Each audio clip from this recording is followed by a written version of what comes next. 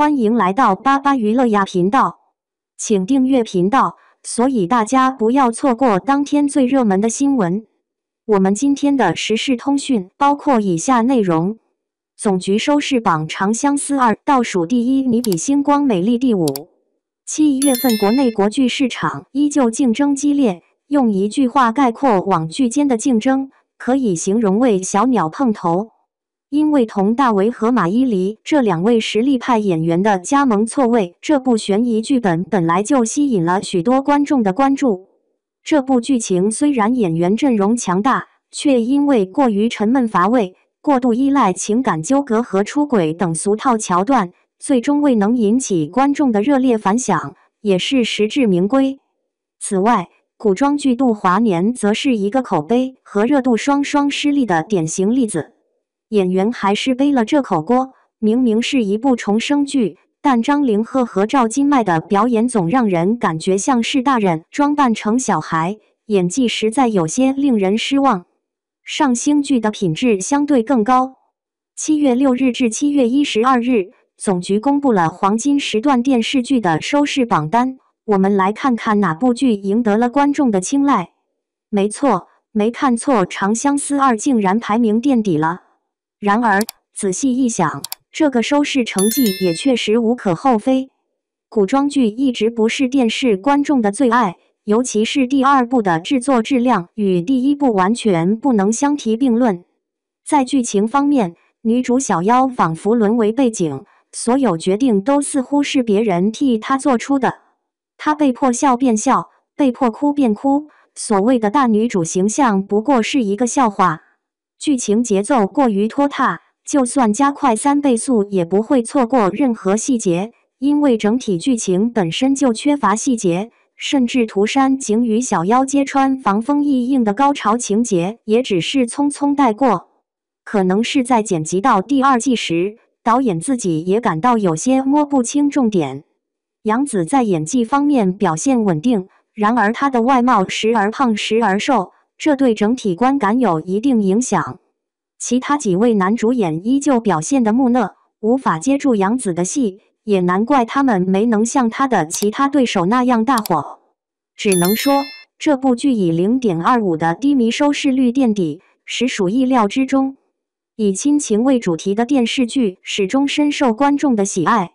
其实，这部剧不仅关注亲情，还涵盖了婚姻、爱情和友情等多个方面，内容丰富多彩。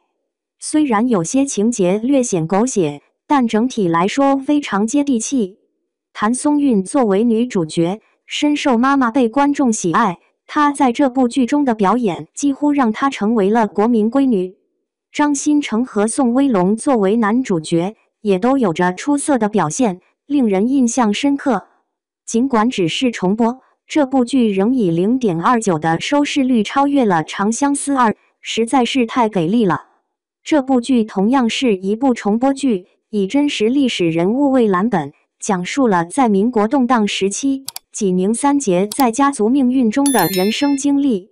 这种类型的历史年代剧，剧情厚重，冲突和节奏都把握得当，属于那种越看越能发现其深刻内涵的作品。这部剧在央视首播时，收视率相当可观，如今被山东卫视选中播出，即便只有 0.3 的收视率，也成功挤进了前10名，让人不得不感叹它的强劲号召力。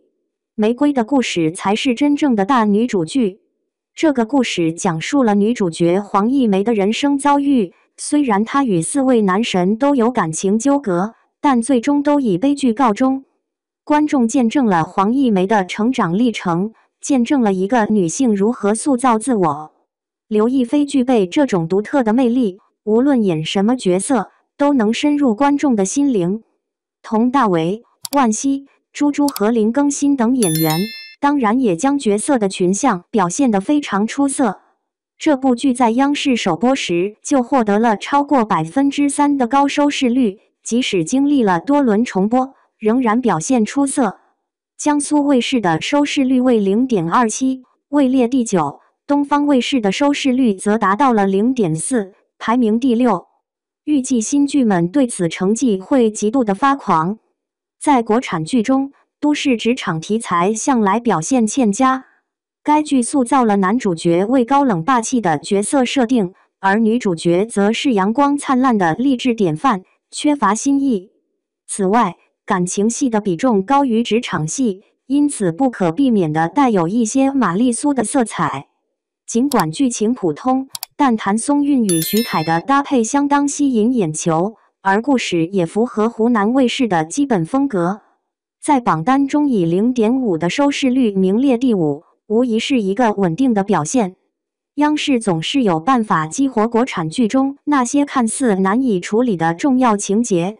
这部工业剧以贵州万山这个资源枯竭型城市的转型为主题展开情节。起初我以为会十分枯燥无味，然而出乎意料的是，内容非常紧凑，各种问题接二连三的出现，精彩之处也随之涌现。此外，干部与群众之间的情感描绘十分细腻且温馨。宝剑锋、张力和韩栋等实力派演员的加入，进一步提升了整体作品的品质。有些剧只需看一集就能判断好坏。这部电视剧能够取得 0.8 的收视率，充分显示了央视独到的眼光。作为一部法治剧，该剧在不同案件中揭示了社会各层面的矛盾，具有深刻的现实意义。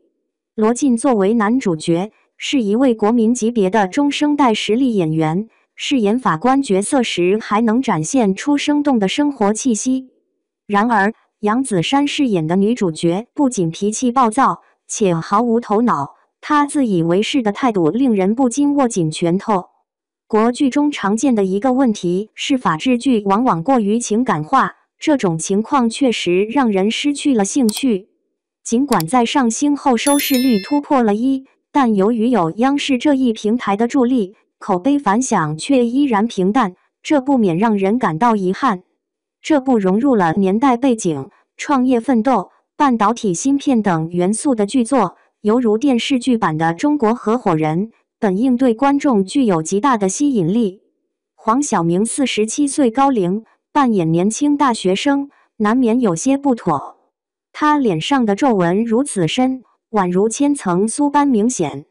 王鸥扮演的女主角性格不讨喜，是个卖假货的无赖，每次登场都令人心烦。我们也不理解这些清华才子为什么非要和他一起玩。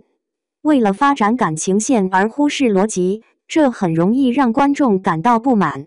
不得不提，这2位主演的知名度颇高，题材本身也颇具竞争力，再加上有央视这个强大后盾，轻松取得破 2.6 的成绩，也算是不负平台的厚爱。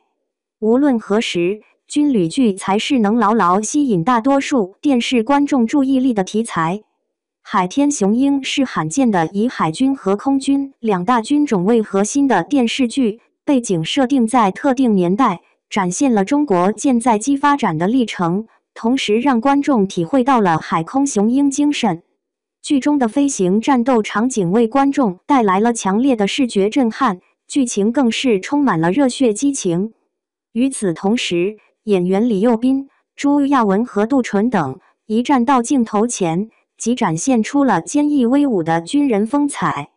没有奇怪，他们之所以能够稳坐收视率破3的宝座，让其他新剧望尘莫及。显而易见，7月份的收视主力军依然是央视剧。央视在工业、年代、军旅等传统题材上的选择，总是能够精准地打动观众。他们既有深刻的内涵，又具备深度和高品质，因此收视率遥遥领先也不足为奇。在其他平台上，重播剧的表现实际上更为出色。当前新剧的热度不高，主要原因在于他们缺乏突破性和创新，大多数作品套路相似，没有令人耳目一新的特色。重播剧集因其固定的观众群体而拥有稳定的收视率，其内容更是让人百看不厌。看来，提升国剧的品质，多创作优秀作品是当务之急，否则观众只能继续选择老剧了。